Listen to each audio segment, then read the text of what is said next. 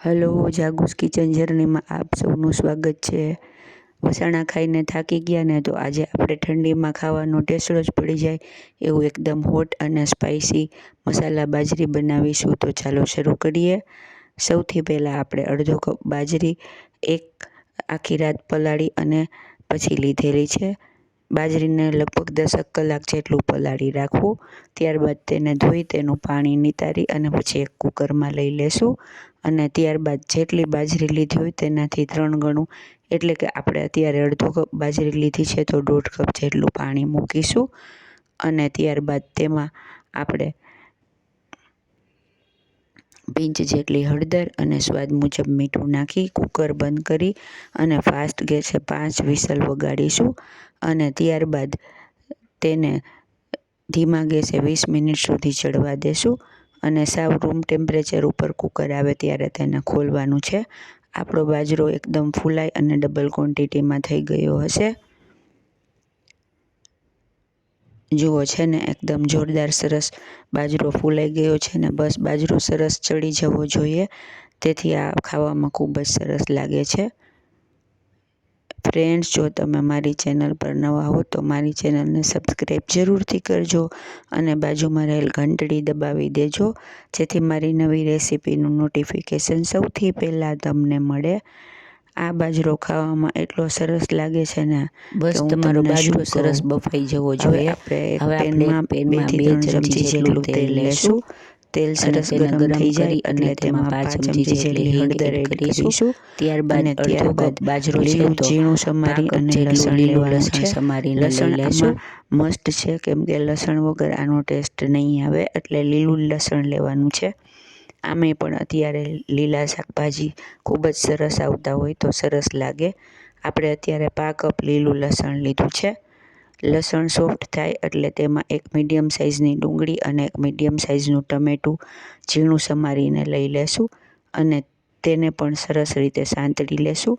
તમારી પાસે લીલી ડુંગળી હોય તો તમે તેનો પણ ઉપયોગ કરી શકો છો। અત્યારે મેં સૂકી ડુંગળી લીધેલી છે। બંને સરસ સોફ્ટ થઈ જાય એટલે આપણે તેમાં ટમેટું એડ કરી અને તેને પણ સરસ સોફ્ટ કરી દેશું। બંનેને સરસ સોફ્ટ કરી લેવાના છે।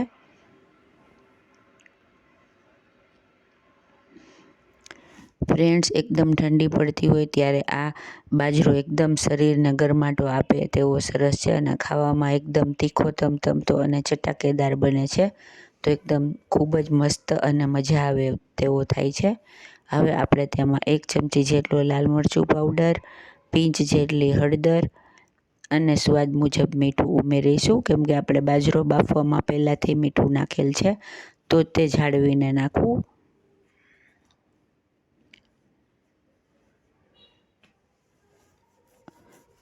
બધું બરાબર મિક્સ કરી લેવું। હવે 1 ચમચી જેટલા લીલા ઝીણા સમારેલા આદુ અને મરચાં એડ કરવા। મરચાં મેં ઝીણા સમારીને લીધા છે અને આદુને આપણે આવી રીતે છીણીને નાખશું તો તે બંને ચાવવામાં આવશે તો ખૂબ જ સરસ લાગશે। બધું સરસ રીતે ચલાવી લેવું।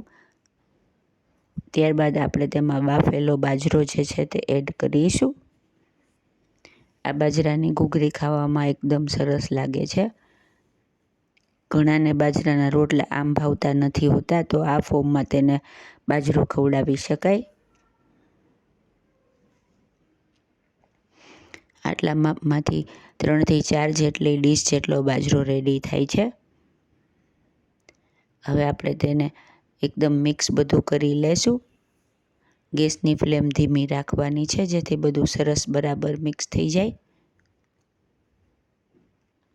તમે એકવાર આ રીતે બાજરી બનાવી લીધી ને તો તમે હંમેશા આ જ રીતે બનાવશો, ખાવામાં એકદમ સરસ લાગે છે તો તમે એકવાર ચોક્કસથી ટ્રાય કરજો। હવે આપણો બાજરો સરસ રીતે રેડી થઈ ગયો છે। તેમાં આપણે અડધો લીંબુ નીચોવીશું।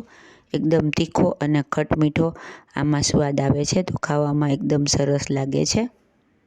તીખો, ખાટો અને ખારો સ્વાદ આનો બાજરાનો એકદમ આવશે।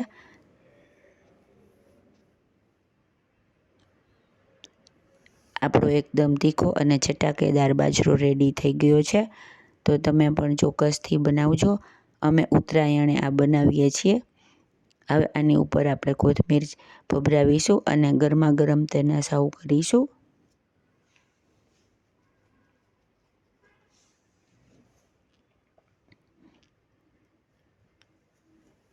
હવે આપણે એને એક સર્વિંગ પ્લેટમાં લઈ લઈએ. છે ને એકદમ જોરદાર, જોતાં જ મોંમાં પાણી આવી જાય અને બનાવવાનું મન થઈ જાય એવી તીખી ચટાકેદાર આપણી મસાલા બાજરી રેડી છે. હવે આપણે તેની ઉપર ફરીથી કોથમીર સ્પ્રિંકલ કરીશું. છે ને એકદમ જોરદાર, ખાવામાં એટલી જ મજેદાર છે. તો તમે પણ ચોક્કસથી બનાવજો. ફ્રેન્ડ્સ, આપણી એકદમ તીખી, ચટાકેદાર અને જોરદાર એવી મસાલા બાજરી રેડી છે. મારી રેસીપી તમને કેવી લાગે છે તે તમે કોમેન્ટ બોક્સમાં જણાવજો. અને મારી રેસીપી તમને ગમતી હોય તો વધુમાં વધુ શેર કરી અને મને સપોર્ટ કરજો, કેમ કે તમારા સપોર્ટની મને ખૂબ જ જરૂર છે.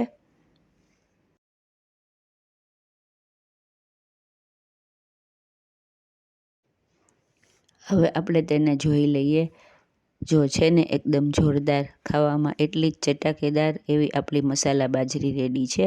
ફ્રેન્ડ્સ, જો તમને મારી રેસીપી પસંદ આવી હોય તો મારી ચેનલને લાઇક, શેર અને સબસ્ક્રાઈબ જરૂરથી કરજો. ધન્યવાદ.